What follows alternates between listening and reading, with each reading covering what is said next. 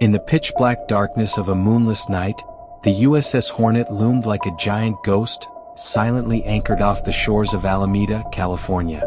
The cold steel lines of the ship reflected the faint glow of street lamps, as if the vessel were breathing, alive, despite lying dormant for over half a century. The wind howled through the rusty cannons, carrying the creaking sound of metal as if someone, or something, was moving in the shadows. The narrator, a small figure before the colossal bow, stepped out from the darkness, his face lit only by a flickering flashlight, his eyes gleaming with both excitement and fear. "Welcome to the USS Hornet," he said in a low voice, almost a whisper, as if afraid to awaken something that slumbered. "This is not just a legendary aircraft carrier from World War II. This is a place where over 300 souls remain trapped forever, where whispers echo down the corridors, where silent ghosts watch you from the dark. Tonight, we will enter the heart of this haunted ship, to uncover the secrets it guards and to meet those who never left." The USS Hornet, once the pride of the United States Navy, was born in 1943 as war engulfed the Pacific. It led fierce battles, from the historic Doolittle raid to the kamikaze attacks by Japanese pilots. But glory always comes at a cost. Over 300 sailors lost their lives on this ship, some in combat, others in horrific accidents, and a few, it is said, took their own lives in the cold, dark compartments. A collision in 1944 crushed a sailor in the engine room's gears, his blood soaking into the metal, leaving behind an undying curse. A kamikaze pilot dove straight into the deck in flames, carrying his restless soul with him.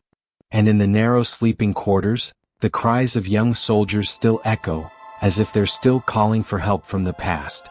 The narrator paused, his flashlight beaming down onto the deck, where rust stains seemed to form twisted faces in the dark. "They say the USS Hornet never sleeps," he continued, his voice trembling slightly, as if he too felt the unnatural chill seeping through his coat.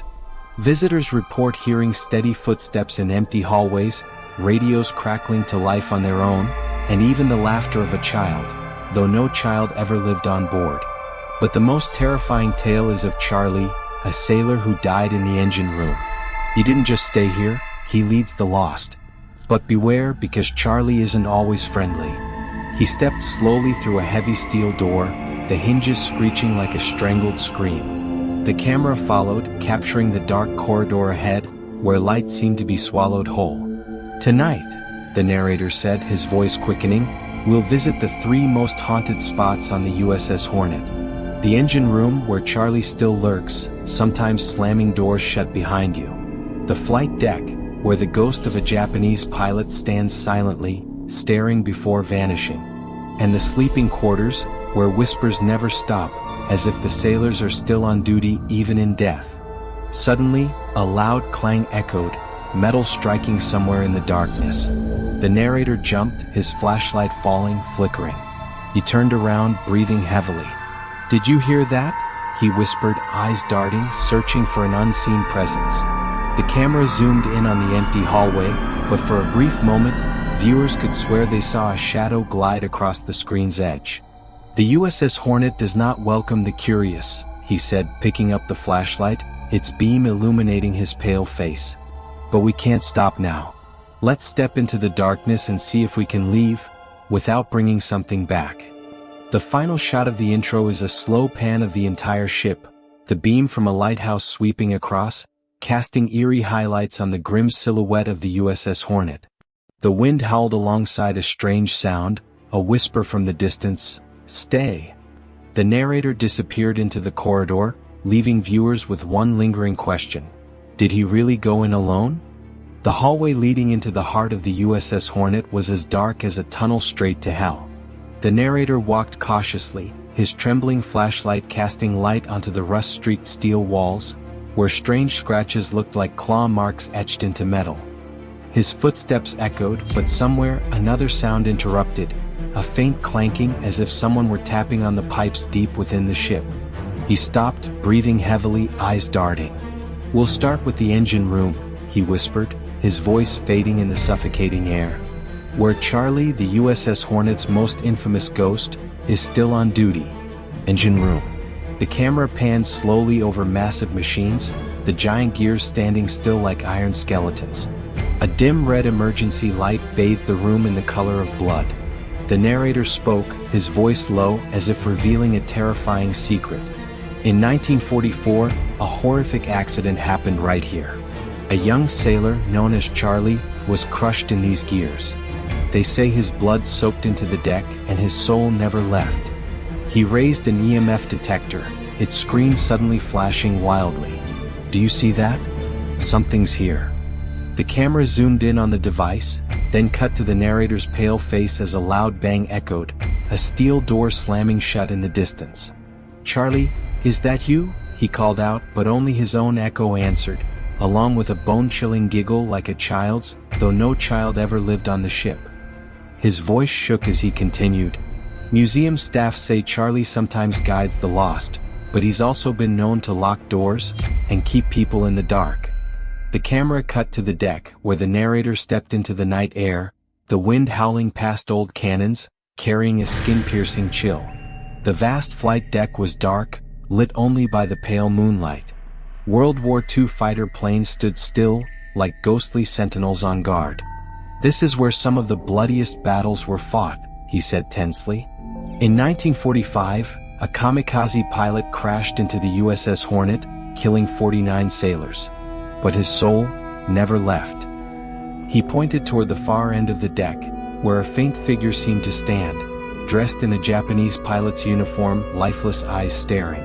The camera whipped around, but the figure vanished. "Visitors say they've seen him standing here, unmoving, before fading into air," he said, placing an EVP recorder on the ground. Several seconds of silence passed. Then a static-laced voice came through the recorder, whispering something unintelligible, as if begging. The narrator turned, flashlight sweeping the empty space, but he swore he felt someone right behind him. "I don't know what he wants," he whispered, "but I don't want to stay here any longer." Final scene, sleeping quarters. A maze of cramped metal bunk beds, where darkness seemed to devour the light. The narrator stepped in, flashlight illuminating empty beds, but each footstep echoed as if someone was following close behind. "This is where hundreds of sailors once slept, and the most terrifying part of the ship," he said, his voice fading as a whisper echoed from the corner of the room. "People hear boots marching, crying, and even a voice commanding leave." He lay down on one of the bunks, his body tense as a wave of freezing cold spread through him. Suddenly, a door at the end of the room slammed shut, with no wind at all. The camera captured it, and for a brief moment, a faint figure appeared on the opposite bunk, and vanished. "They're still here," he whispered, standing up, flashlight flickering.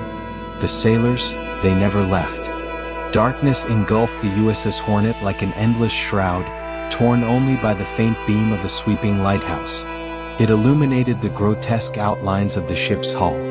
The narrator stood alone at the bow, the night wind howling past, carrying a chilling cold as if the ship itself was exhaling the breath of trapped souls.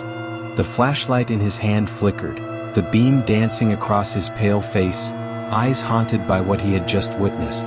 The sound of waves slapping against the hull blended with a strange noise, like distant whispers, faint but enough to raise goosebumps. "We've gone through the darkest corners of the USS Hornet," he said in a low voice, as if afraid of waking something that lurked nearby. "And now, I'm not sure we've actually come out alone." He turned back, peering into the shadows behind him, as if sensing a pair of invisible eyes watching.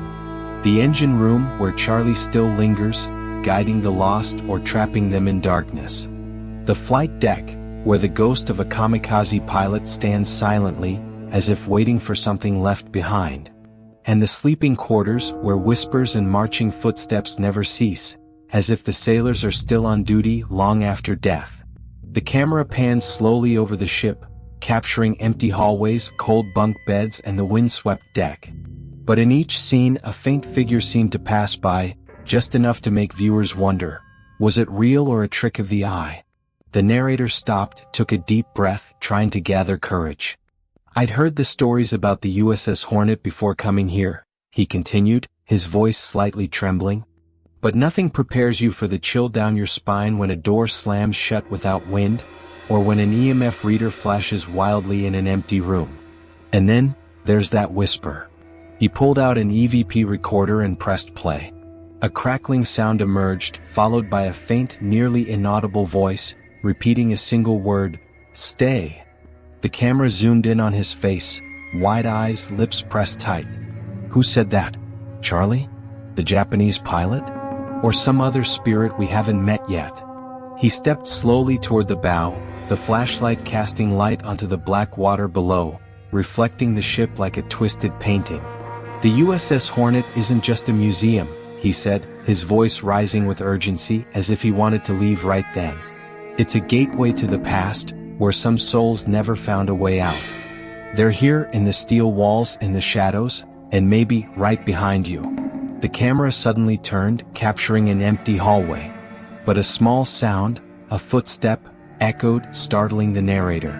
"Did you hear that?" he whispered, waving the flashlight wildly into the dark. Nothing appeared, but the air felt heavier, as if the ship was holding him in place. He turned back to the camera, trying to force a faint smile. If you've ever been to the USS Hornet or heard a haunting story about it, share it with us in the comments. Do you think Charlie is truly a friendly ghost? Or is he hiding something? And if you want us to return here, go deeper into the darkness. Make sure to like, subscribe, and hit the bell so you don't miss the next ghost hunt. He paused, staring directly into the camera, his gaze piercing. But remember this, when you step aboard the USS Hornet, you never walk alone.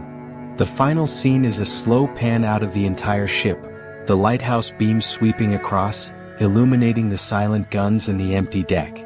Creepy music swells, mixing with the sound of waves, and one last whisper, "Stay." Then the screen goes black.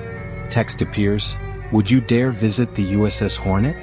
The camera cuts, but in the final frame, a faint figure seems to stand in the corner of the screen, then vanishes, leaving viewers with a chilling feeling and one question.